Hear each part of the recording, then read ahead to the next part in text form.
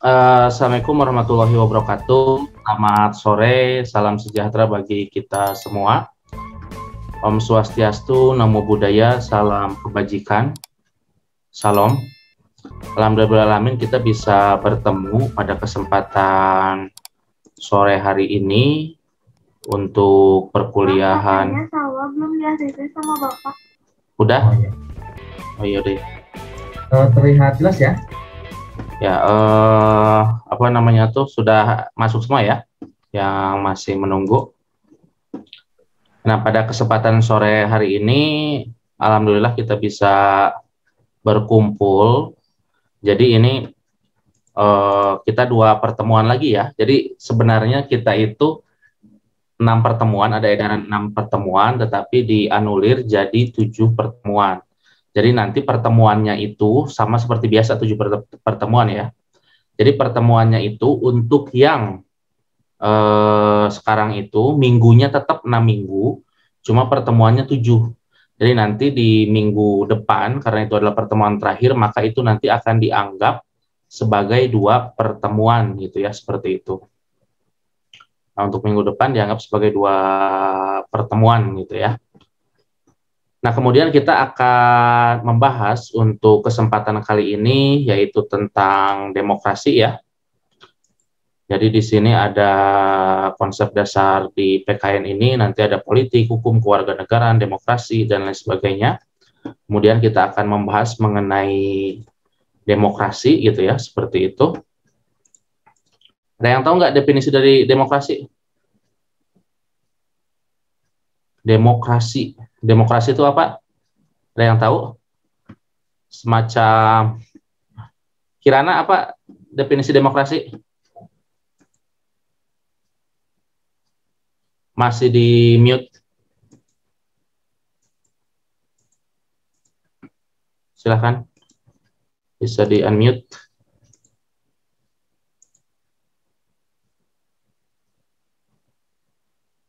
Bisa? Ya, kira-kira definisi demokrasi apa? Demokrasi adalah pemerintahan yang diselenggarakan dari rakyat, untuk rakyat, dan oleh rakyat.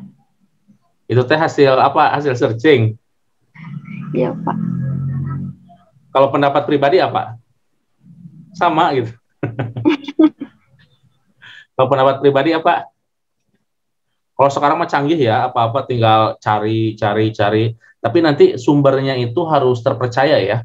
Dikarenakan yang ada di internet itu belum tentu semuanya sesuai, belum tentu semuanya benar gitu ya. Apalagi ada berbau hoax gitu ya, seperti itu. Apalagi sekarang sering sekali ada di apa namanya tuh di slash layar itu ada tulisan Rhoma Irama berduka gitu. Nah, seolah-olah itu yang meninggalnya Rhoma Irama, padahal bukan gitu. Sering seperti itu ya. Jadi sekarang itu harus hati-hati. Bapak juga salah satu dulu orang yang pernah sering aktif di BSSN ya, Badan Sandi dan Cyber Negara.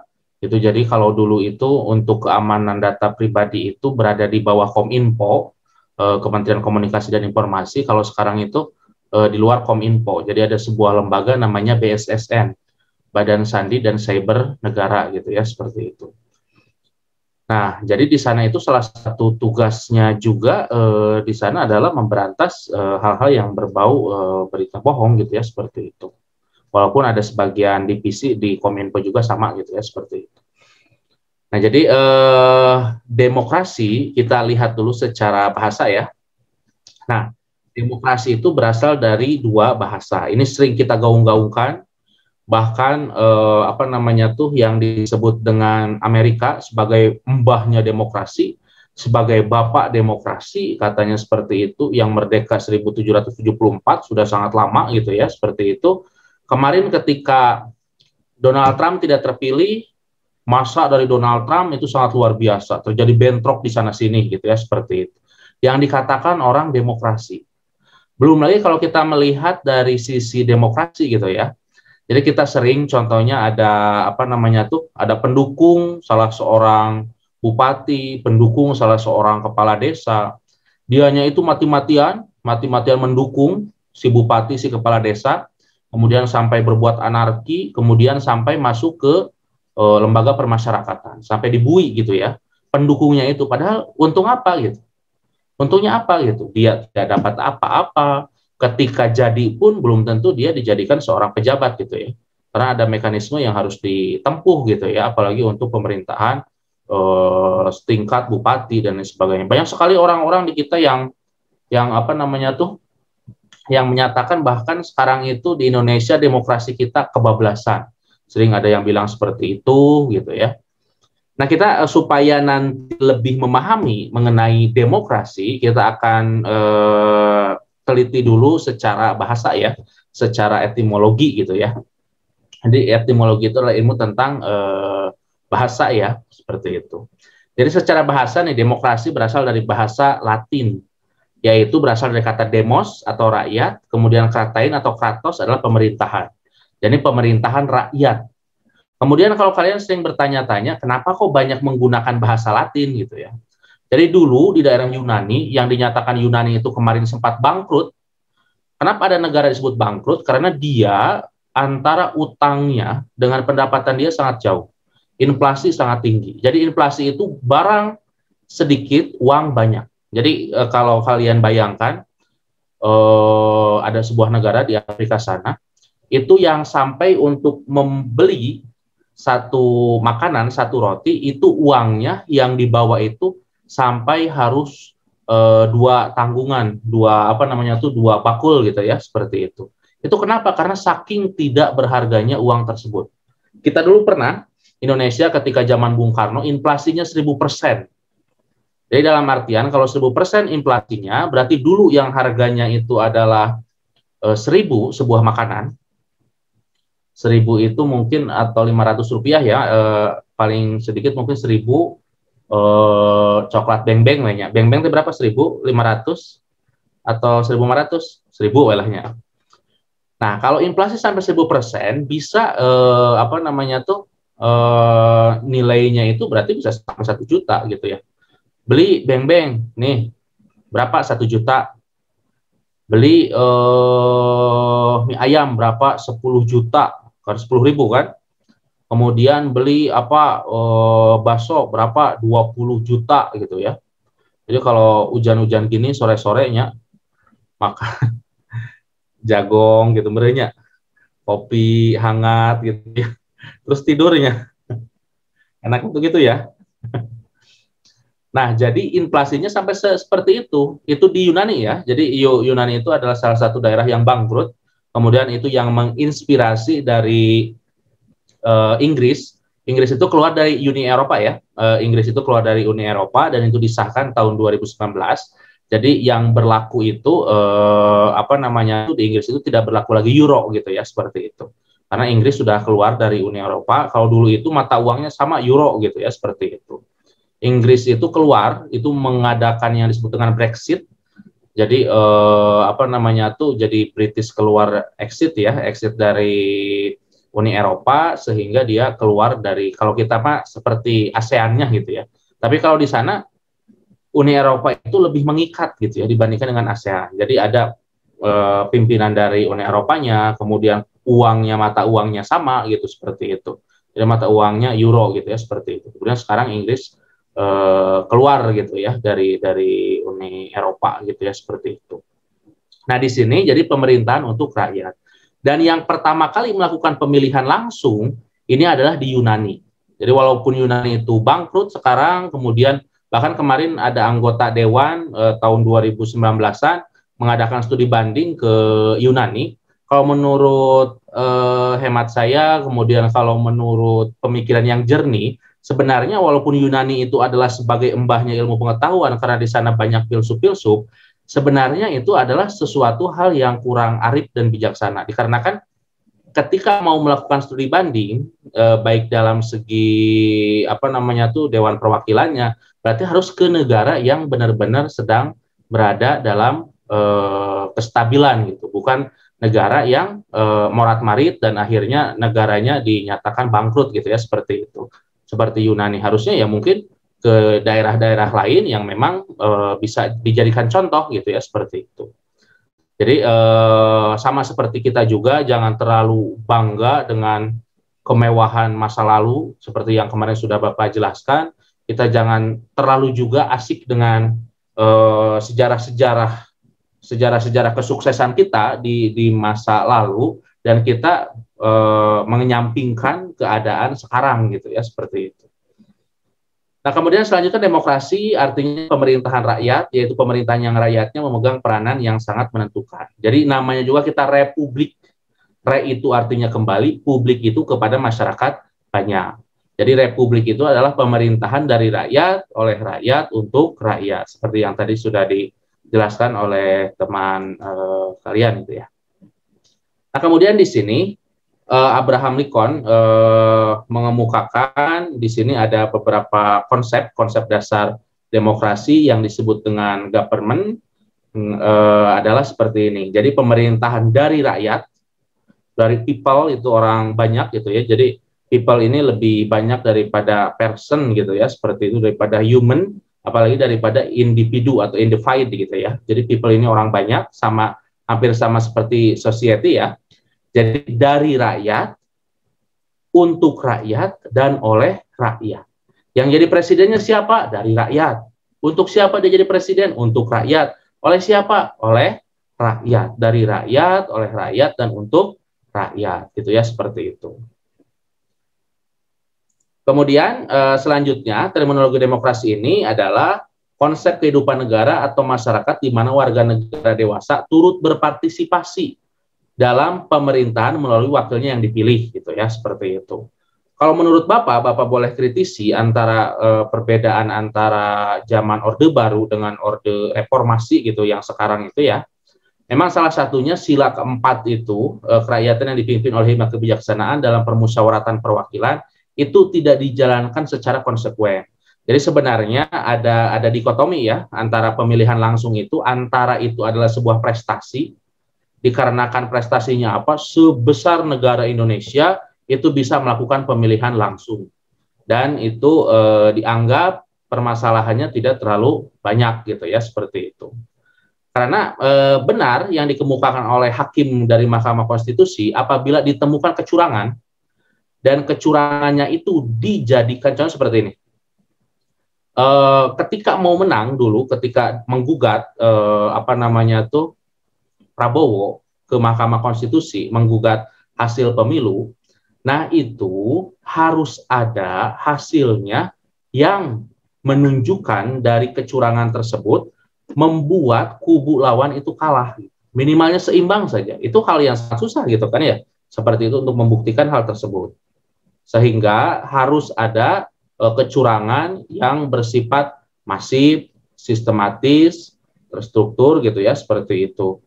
Jadi dari atas sampai ke bawah itu yang melakukan kecurangan semua, nah baru itu bisa mungkin merubah gitu ya. Tapi ketika kecurangannya berapa? Kecurangannya itu hanya 20.000. Terus kalau mau menang berapa? Itu harus 800.000, ya gak akan bisa. Kalau mau menang berapa? Harus 1 juta suara lagi, gak bisa seperti itu. Karena yang bisa ditemukan kecurangannya contohnya hanya 20.000 gitu ya, seperti itu.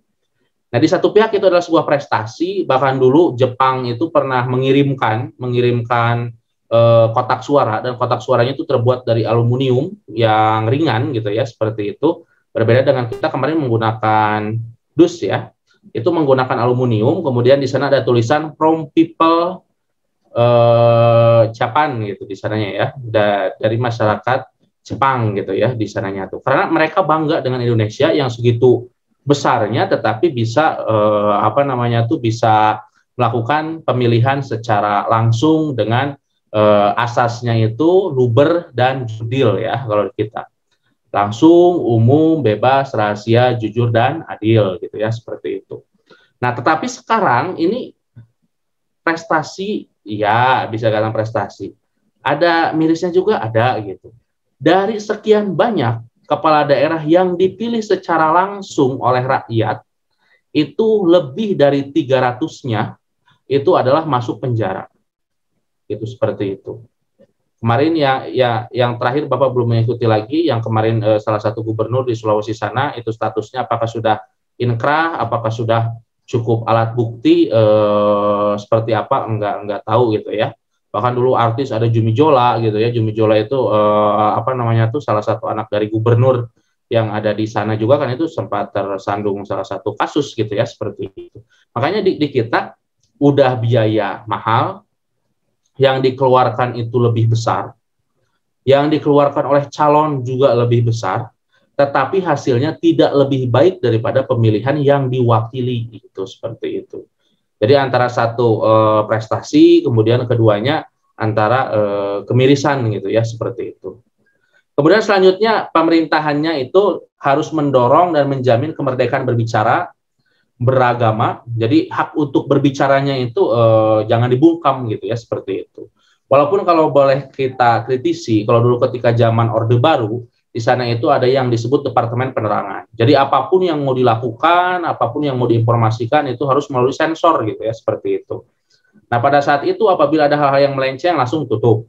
Apabila ada hal yang melenceng izin cabut gitu seperti itu oleh Departemen Penerangan gitu ya seperti itu. Kan tapi sekarang mungkin banyak orang yang mengaitkan antara kebebasan berbicara mungkin dengan undang-undang ITE seperti itu. Ketika ada dulu ada seorang perempuan, kemudian dia itu mengeluhkan salah satu kondisi di rumah sakit, kemudian dia mengeksplor kata-kata tersebutnya itu di salah satu forum milis, kemudian akhirnya beliau itu sampai dituntut masuk ke lembaga permasyarakatan. Mungkin kita juga kalau nanti di Facebooknya ada sesuatu yang aneh, kata-katanya frontal dan sebagainya, bisa saja hal tersebut dengan adanya undang-undang ITE sekarang bisa saja dianggap perbuatan tidak menyenangkan, perbuatan tidak baik dan lain sebagainya seperti itu, mencemarkan nama baik dan lain sebagainya seperti itu. Jadi memang kalau dilihat dari undang-undang ITE itu pasalnya pasal karet ya, jadi mudah disesuaikan dengan sesuatu yang jadi batas-batas antara satu mengkritisi dengan batas-batas antara itu adalah sebuah ungkapan yang menghina, itu batasnya kurang jelas gitu ya seperti itu. Karena ketika kita mengkritisi sebuah kebijakan belum tentu itu adalah sebuah penghinaan gitu. Tetapi bagaimana caranya dengan kebijakan tersebut dapat dijalankan dan dapat diterima oleh semua kalangan. Walaupun setiap policy, setiap kebijakan yang diberikan itu belum tentu semua orang dapat menerima dengan baik gitu ya, seperti itu. Nah, kemudian selanjutnya pemerintah mendorong tadi kemerdekaan berbicara, kemudian kemerdekaan untuk beragama. Bahkan Gus Dur itu dianggap sebagai bapak pluralisme. Kenapa? Dikarenakan yang awalnya dulu tidak diperbolehkan umat-umat Konghucu untuk mengadakan acara barongsai dan lain sebagainya. Walaupun ada satu hal yang aneh juga ya, apa namanya tuh, Bob Sadino itu yang salah satu orang yang dekat dengan Pak Harto itu adalah orang Tionghoa juga seperti itu. Jadi Pak Harto itu ada sebagian memang dekat dengan Tionghoa, cuma beliau itu agak karena ada dulu kasus G30 SPKI jadi agak kurang care gitu ya. Sehingga bahkan untuk perayaan umat Konghucu itu dilarang di Indonesia gitu ya, seperti itu. Jadi barongsainya dilarang, perayaannya dilarang gitu. Tapi dengan adanya dulu Gus Dur ya, Kiai Haji Abdurrahman Wahid itu dicabut sehingga Gus Dur dianggap sebagai bapak pluralisme gitu, seperti itu. Dikarenakan menurut Gus Dur, jadi Gus Dur itu adalah keturunan dari Kiai Haji Hashim Asy'ari ya, pendiri dari Nahdlatul Ulama.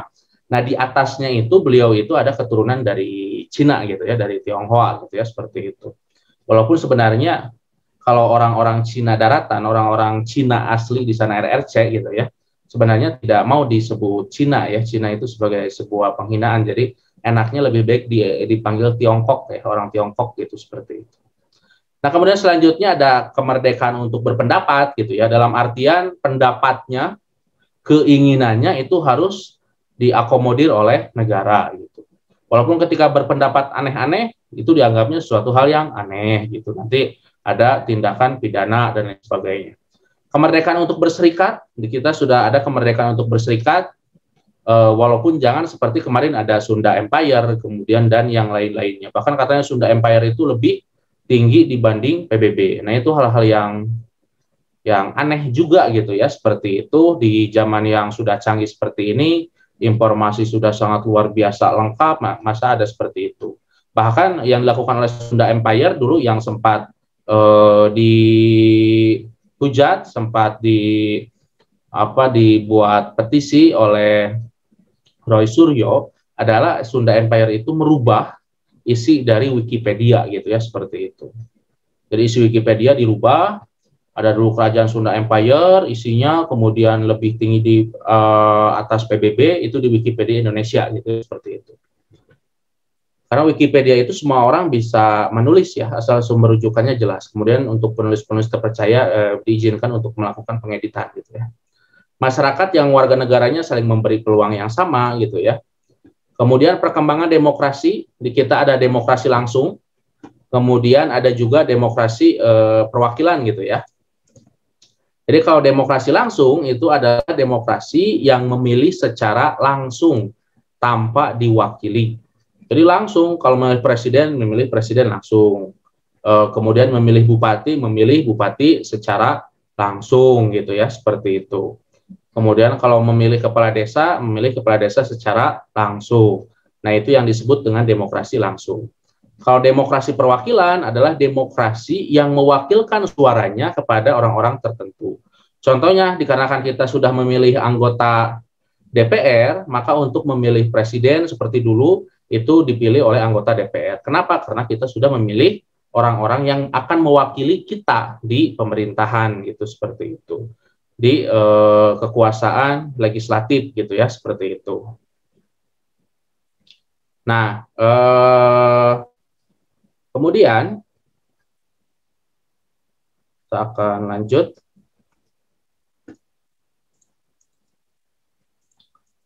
Nah, istilah primer demokrasi adalah bidang politik, sedangkan istilah sekundernya digunakan dalam bidang ekonomi, sosial, dan budaya gitu ya, seperti itu. Walaupun memang ketika Pak Harto mengemukakan bahwa sebenarnya puncak dari demokrasi itu adalah kesejahteraan. Jadi sistem politik akan tumbang apabila masyarakatnya tidak sejahtera.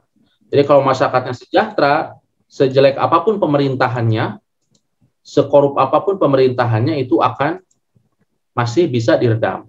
Tapi kalau perutnya dari masyarakat itu sudah terganggu, dalam artian kesejahteraan mereka terganggu, nah itu bisa memicu konflik dari bidang politik.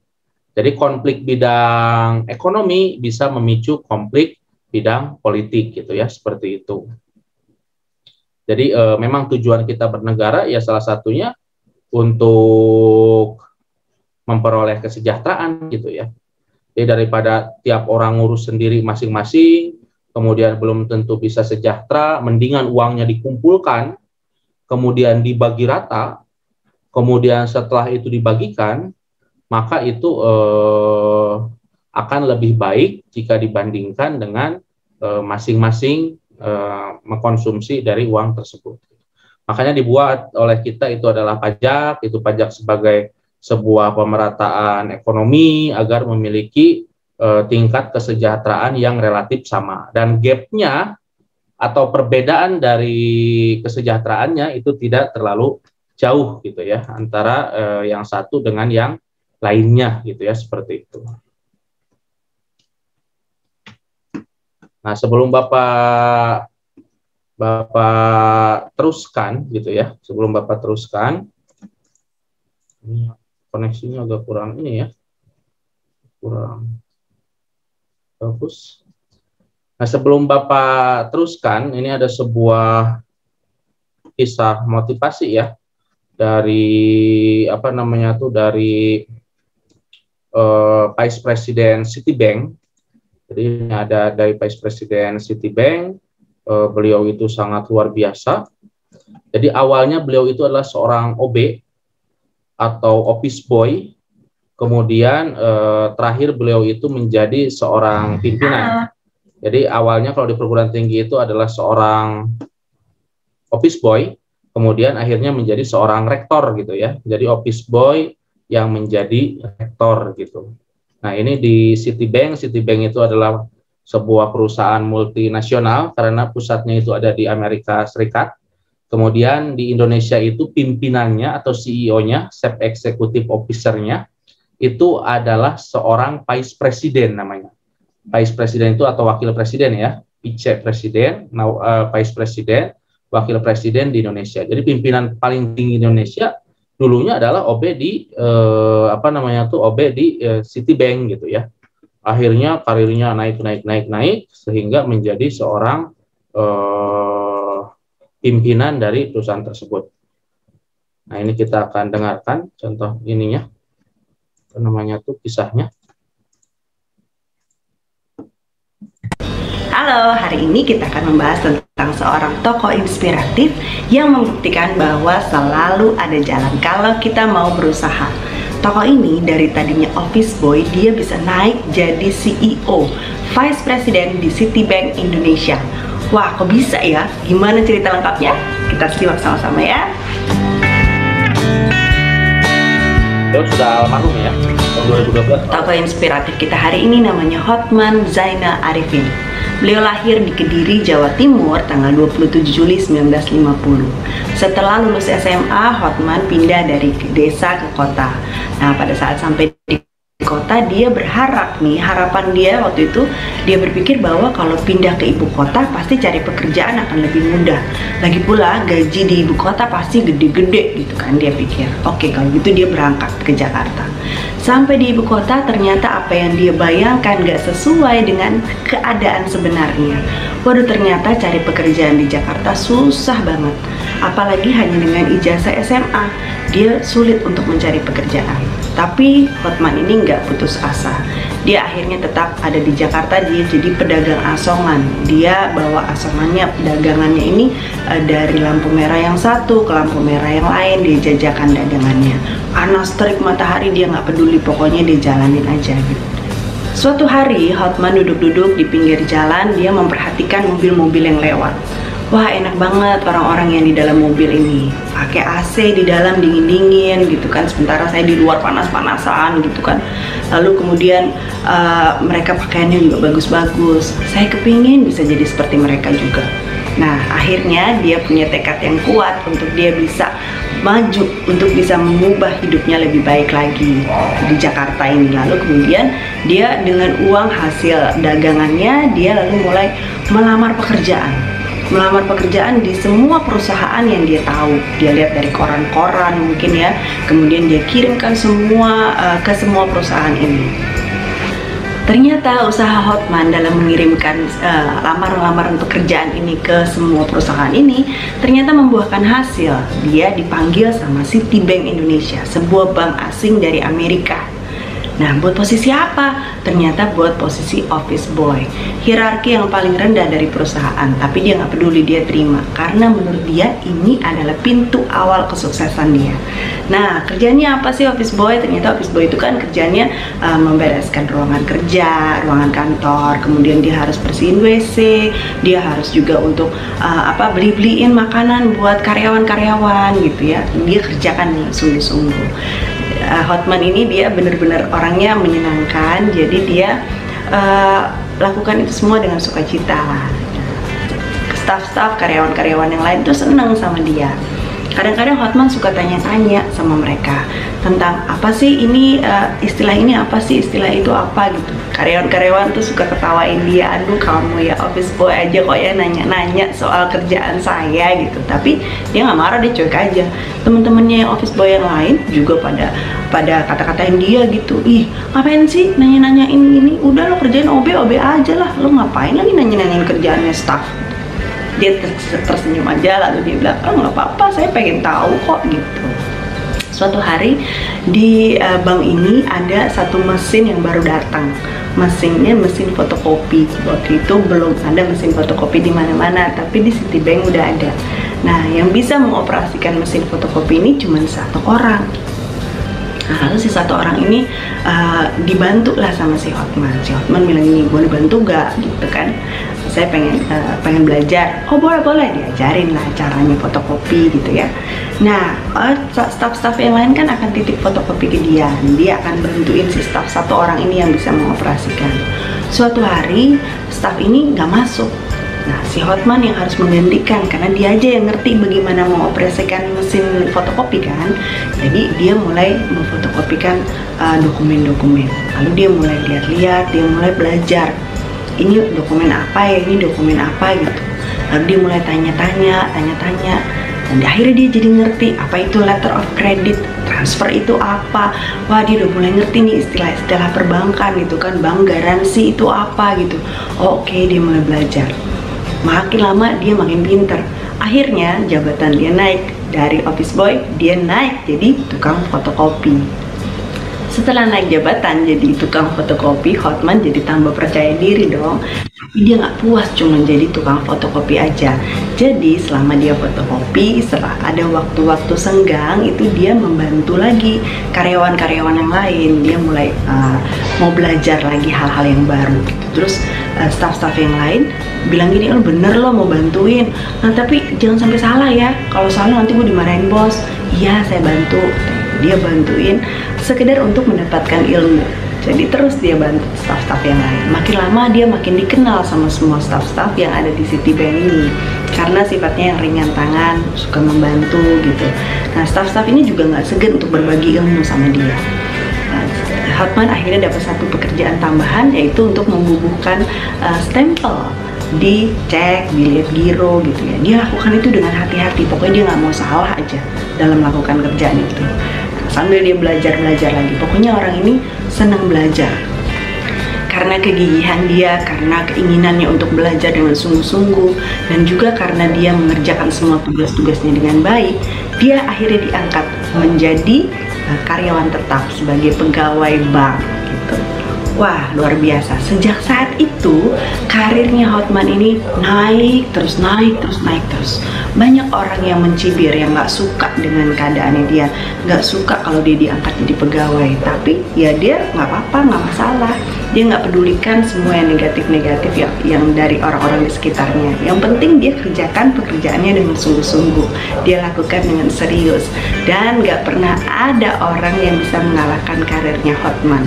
Masuk sebagai office boy, keluar pensiun sebagai CEO di Citibank Indonesia, jabatan paling tinggi pada saat itu. Hotman pernah menjabat sebagai staf ahli Citibank Asia Pasifik, pernah menjadi penasehat keuangan salah seorang gubernur, dan dia menjadi inspirator di berbagai macam event.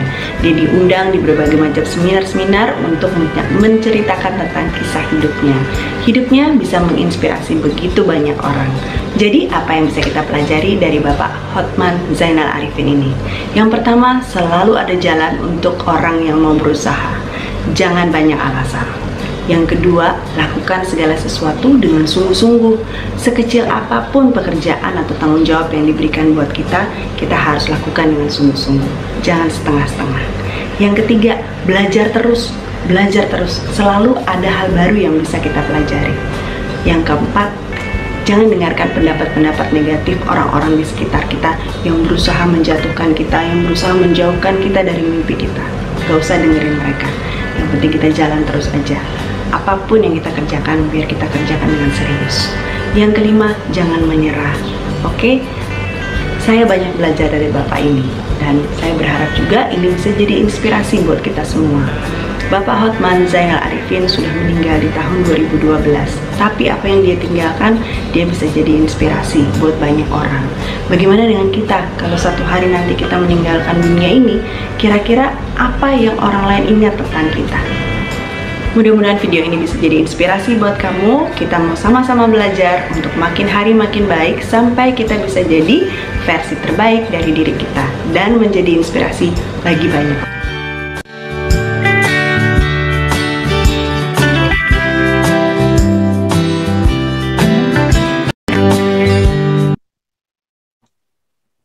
Ya, kita lanjut lagi ya. Beliau itu sangat luar biasa ya.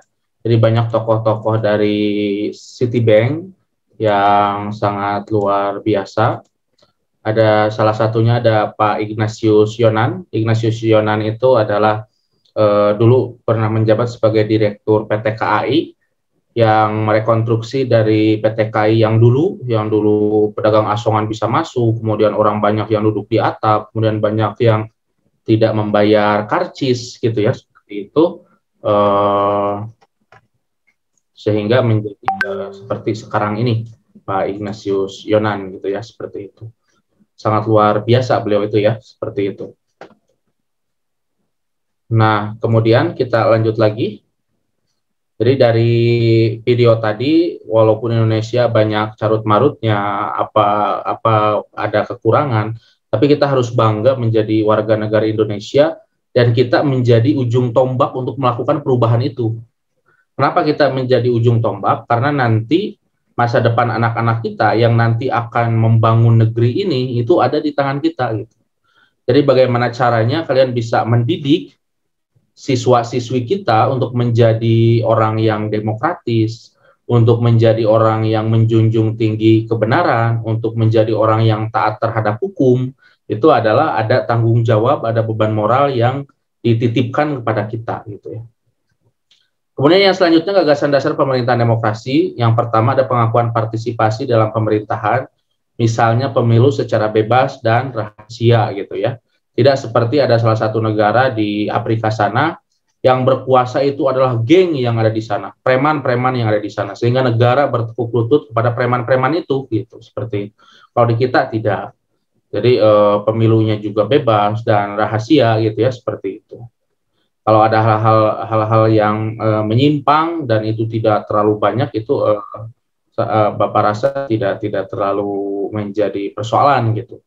Walaupun demikian, persoalan yang kecil itu harus segera diatasi agar masalah yang intinya adalah bagaimana gitu untuk diselesaikan. Jadi masalah intinya itu kan uang yang dikeluarkan begitu banyak untuk melakukan pemilihan. Untuk pemilihan presiden itu uang yang dikeluarkan sangat banyak gitu ya, seperti itu. Tapi kalau nanti yang dipilihnya itu anggota dewan dan lain sebagainya tidak kredibel, ya akan sangat susah gitu ya, seperti itu. Coba kalau Bapak tanya ke Nopalia Nur Ashifa. Iya, Pak. Nah, kalau menurut Nopalia, menteri itu dipilih oleh rakyat yang mana? Oleh siapa menteri?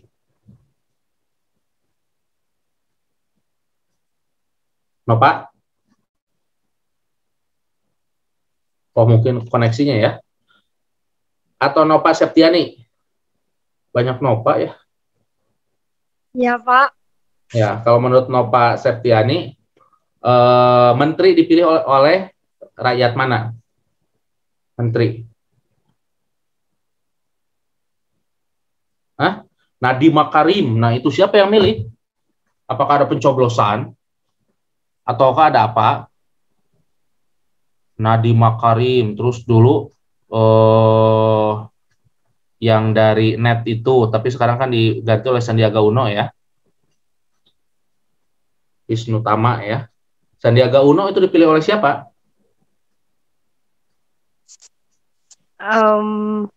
Itu mungkin Pak sama yang kayak kepercayaan yang kayak gitu mungkin Pak, bukan sama rakyat kayak kita. Kepercayaan gimana? Jadi aliran kepercayaan gitu. Kurang tahu. Kurang tahu.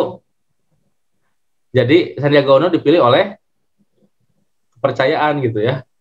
Nggak tahu. Ya, Sandiaga Uno itu dipilih oleh presiden dan bertanggung jawab kepada presiden. Jadi presiden PNS bukan? Apa? Presiden, bupati, gubernur PNS bukan? Pegawai negeri sipil bukan? Iya. PNS, Pak. Oh gitu? Iya. Oh, Jokowi Udah. PNS? Pegawai. Enggak, ketemu. Ridwan Enggak, Kamil ketemu. PNS? Enggak, Pak. Ridwan Kamil, Jokowi itu bukan seorang PNS. Bahkan kalau PNS mau nyalon jadi kepala daerah, dia harus mengundurkan diri terlebih dahulu. Gitu. Jadi bukan sebagai pegawai negeri sipil gitu ya. Jabatan paling tinggi untuk seorang PNS itu menjadi apa? Coba Bapak tanya ke Putri Milatus. Jabatan paling tinggi untuk PNS itu menjadi apa kalau di daerah? Di kabupaten, di provinsi, jabatan paling tingginya apa? Karir seorang PNS. Kan nanti ingin jadi PNS, kemudian karirnya terus beranjak jadi paling tinggi. Nah, paling tingginya apa, Putri? Paling tinggi apa ya? Apa ya? Itu Pak. Nggak tahu kita Pak. Paling tingginya itu untuk seorang PNS bukan menjadi sebagai kepala dinas, gitu. Bukan menjadi sebagai seorang bupati karena dia harus keluar dari PNS-nya, bukan menjadi seorang gubernur karena dia harus keluar dari PNS-nya. Jadi yang namanya Ridwan Kamil itu bukan PNS gitu ya. Jadi jabatan paling tinggi untuk seorang PNS atau pegawai negeri sipil di kabupaten dan provinsi, di kabupaten kota dan provinsi itu adalah sebagai sekda ya. Sekretaris daerah itu adalah sebagai jabatan tertinggi gitu ya, seperti itu. Nah, jadi menteri itu bukan seorang PNS dan itu dipilih langsung oleh presiden. Contohnya seperti ini, Andi Supriyatna itu lulusan SD, gitu ya, lulusan SD. Kemudian Bapak itu sebagai seorang presiden memilih Andi yang lulusan SD sebagai menteri sosial, boleh tidak? Boleh-boleh saja, sah-sah saja gitu ya, seperti itu. Untuk menjadi seorang menteri sosial gitu. Karena itu hak prerogatif Bapak sebagai seorang presiden. Tapi untuk menjadi seorang presiden tidak bebas seperti itu. Lulusan SD bisa nggak jadi presiden? Coba Bapak tanya ke Pikriyah Paras 008 maksudnya. Teh, kalau menurut Teteh untuk menjadi syarat menjadi seorang presiden pendidikannya apa?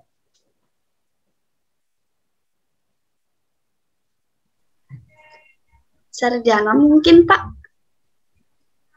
Oh, Megawati dulu sarjana bukan? Gak tahu. Hah? Gak tahu Pak. Megawati lulus S1 enggak? Kurang tahu Pak. Oh, kurang tahu ya. Nah, syarat untuk menjadi anggota DPR, Mas Fikri ya, syaratnya apa? Lulusan apa? Nggak tahu juga. Kalau syarat untuk menjadi seorang guru, minimal pendidikannya apa?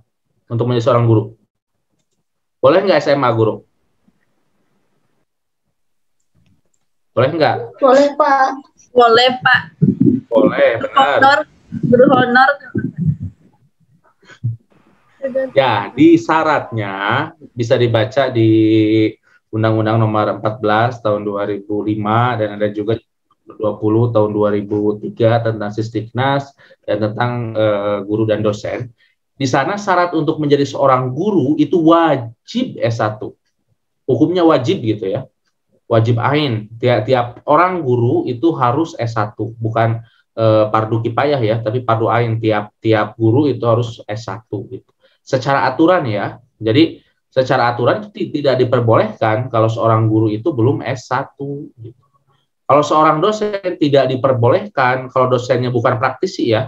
Kalau dosennya dosen biasa itu tidak diperbolehkan untuk pendidikannya S1.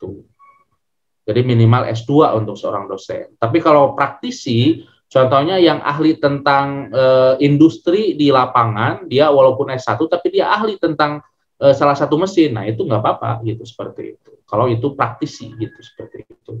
Praktisi dalam mesin tertentu, nah itu diperbolehkan. Tapi kalau dia akademisi murni, itu tidak diperbolehkan untuk pendidikannya S1. Jadi kalau untuk presiden, syaratnya itu hanya pendidikannya SMA ya. Untuk menjadi seorang presiden itu SMA syaratnya. Asal kapilih we. Sok ayeuna Nopalia atau sano aya muka-muka presidennya. Hijrianti Paujiah. Wah, iya presiden negeri dongeng gitu nya. Nah, Hijrianti teh contohnya terpilih untuk menjadi seorang presiden. Nah, itu boleh pendidikan SMA. Kan sekarang belum S1 ya, belum beres sarjananya. Nah, itu boleh kalau terpilih gitu, seperti itu. Kalau terpilih menjadi seorang presiden, secara syarat kalian sudah memenuhi gitu ya. Sok mangga bisa berlomba-lomba untuk daftar jadi presiden gitu nya. Lulus kuliah oge teu sawios presiden mah gitu. Tapi masa iya enggak S1 aja gitunya. Kalau Jokowi S1 ya dalam bidang kehutanan ya, insinyurnya bidang kehutanan. Nah, apa namanya tuh, untuk menjadi seorang presiden itu minimal SMA gitu ya. Jadi Megawati itu belum S1 ya, masih SMA dulu seperti itu. Karena ketika di Unpad, Universitas Padjadjaran dulu, karena ada satu lain hal tidak sampai beres gitu. Tapi berkenalan dengan Taufik Kemas dulu yang karena serangan jantung, kemudian suami anggota ketua MPR meninggal gitu ya. Itu suami yang kedua gitu ya. Suami yang pertama itu seorang pilot dari Angkatan Udara, kemudian meninggal karena sebuah kecelakaan di Maluku sana gitu ya, seperti itu. Itu suami yang pertama. Yang kedua adalah Taufik Kemas. Tapi ketika di UI kuliah tidak sampai beres, jadi masih SMA. Jadi sebenarnya kalau dilihat dari strata pendidikan, untuk menjadi seorang guru syaratnya lebih tinggi daripada menjadi seorang presiden gitu ya. Jadi kalian harus bangga gitu ya menjadi seorang guru. Kemudian yang selanjutnya adalah pengakuan hakikat dan martabat manusia. Misalnya tindakan pemerintah untuk melindungi hak asasi manusia demi kepentingan bersama gitu ya, seperti itu. Kalau Bapak tanya lagi nih, kalau camat itu ada yang pernah mengikuti pemilihan camat nggak? Coba Bapak tanya Mila Anggraini. Teh Mila, pernah mengikuti pemilihan camat nggak? Camat itu dipilih nggak?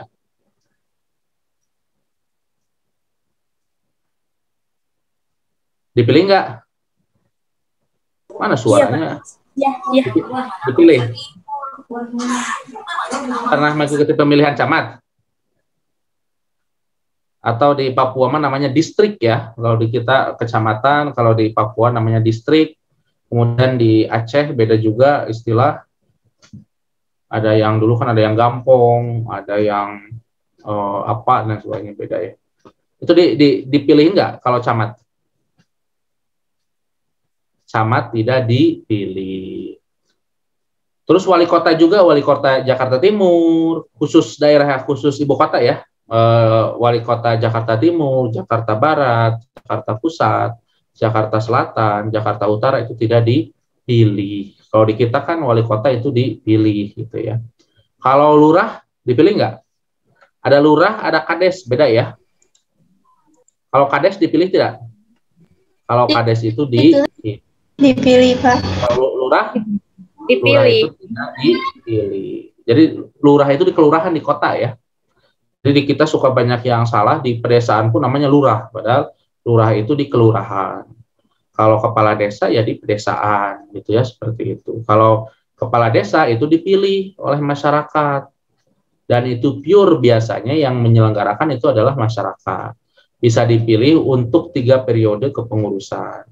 1 periodenya berdasarkan undang-undang terbaru kalau nggak salah itu 7 tahun gitu. 7 tahun atau 6 tahun gitu, lupa lagi ya. 3 periode ya lumayan, 18 tahun gitu. Untuk 3 periode. Nah, apa namanya itu, untuk presiden hanya 2 periode gitu ya, seperti itu. Tapi kepala desa itu dipilih. Kalau lurah itu ditunjuk oleh wali kota berdasarkan pertimbangan dari camat untuk dijadikan sebagai seorang lurah gitu ya. Lurah itu biasanya di kota ya. Jadi yang namanya kota Bandung, di bawahnya itu kecamatan, di bawahnya lagi kelurahan. Jadi kelurahan Taman Sari, bukan desa Taman Sari gitu ya, seperti itu. Nah, sampai sini nanti kita akan lanjut minggu depan, dan minggu depan itu kita akan masih sinkronus sekalian nanti minggu depan penyampaian kisi-kisi ya, kisi-kisi untuk UTS, tapi nanti mungkin untuk ininya, untuk pelaksanaan UTS-nya mungkin bisa pilihan ganda gitu ya, nanti Bapak akan pertimbangkan berdasarkan materi yang sudah dijelaskan. Sampai sini ada yang mau ditanyakan? Ini tuh di daerah mana yang ada petir? Ya, gimana, Teh Putri? Ini Pak tentang materi. Mengapa Pak gubernur itu tidak dipilih oleh rakyat? Gubernur tidak dipilih. Siapa? Benar. Menteri maksudnya Pak. Oh, kenapa nggak dipilih oleh rakyat gitu ya? Rakyat. Nah, menteri itu adalah sebagai pembantunya dari presiden. Nah, ketika nanti menteri ada satu hal yang aneh dan lain sebagainya, kalau nanti mau diganti, kalau dipilih oleh rakyat, itu nanti yang jadi embahnya itu rakyat, gitu. Jadi susah untuk nanti menggantinya. Jadi mau kapanpun, siapapun, dan yang menggantinya siapapun, itu adalah hak prerogatif dari presiden. Contoh seperti ini. Kan kalau kita lihat secara hierarki gitu ya, bupati itu ada di bawah gubernur. Ketika bupati melenceng dari titah yang dikemukakan oleh gubernur, gubernur itu tidak serta-merta bisa langsung mencopot bupati. Gitu.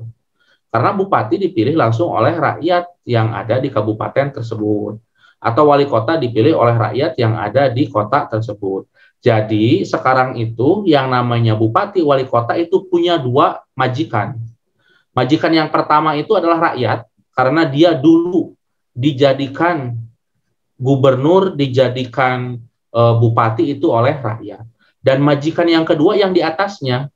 Jadi di kita seringkali kebijakan itu berbeda-beda. Di pemerintah pusat, kita fokuskan ke pendidikan. Pendidikannya harus dikembangkan 20% untuk anggaran pendidikan. Nah, kemudian setelah itu diturunkan lagi ke pemerintah provinsi, itu belum tentu sama gitu. Belum tentu sama untuk anggaran pendidikannya. Turunkan lagi ke kabupaten, belum tentu sama juga gitu. Karena mereka merasa yang milih rakyat mereka, gitu. Bukan yang ada di atasnya. Kalau dulu itu kan ketika dinyatakan di atas A, ke bawah A semua kebijakan. Kalau di atas B, B semua. Tapi kalau sekarang di atas A ke bawah jadi A min, ke bawahnya lagi jadi B mungkin gitu ya, seperti itu. Ke bawahnya lagi jadi B min, bawahnya lagi bahkan jadi C, gitu, seperti itu. Apalagi kalau mereka berbeda partai. Yang jadi gubernurnya adalah partai A, yang jadi bupatinya adalah partai B. Kebetulan dua-duanya itu adalah partai yang berseteru, contohnya kalau ada perseteruan, tapi selama ini tidak ada gitu ya. Nah, partai yang beda posisi, contohnya yang satu dia itu adalah sebagai pendukung pemerintah, yang satunya adalah sebagai oposisi gitu ya. Nah, itu seringkali suka ada konflik-konflik gitu ya, seperti itu. Suka ada konflik, jadi di bupatinya A, ke bawahnya, ngapain nurutin, saya juga punya masyarakat, nah seperti itu. Jadi kenapa mungkin dulunya adalah harus dipilih oleh presiden, satu, biar presiden itu kebijakannya lebih luas, dan biar dia bisa mengubah segala sesuatunya itu lebih fleksibel lagi. Sehingga apabila ada sesuatu dan satu lain hal kan suka yang disalahkan presiden gitu ya. Wah ini gara-gara presidennya, wah ini gara-gara presidennya, karena memang kekuasaan presiden itu lumayan kuat gitu ya. Ketika ada salah satu bidang pendidikan kurang, ganti menterinya. Cari orang yang cocok gitu ya, seperti itu. Ketika dalam bidang ekonomi kurang, ganti menterinya, cari orang yang cocok gitu. Itu bisa merubah multiplier efek ya. Jadi efeknya terus-menerus seperti bola salju makin besar gitu ya, seperti itu bisa dari pemilihan seorang menteri. Jadi kalau nanti dipilihnya oleh rakyat, nanti tidak secara bebas bisa mengganti seorang menteri gitu ya, seperti itu. Sama seperti tadi seorang gubernur tidak bisa mengganti bupati gitu ya, seperti itu. Jadi ketika dia dipilih oleh presiden, 100% bertanggung jawab kepada presiden, tidak bertanggung jawab lagi ke yang lain gitu, seperti itu. Mungkin gitu ya Teh ya. Ada lagi? Iya Pak, terima kasih. Ya, sama-sama. Teh Mila mau nanya?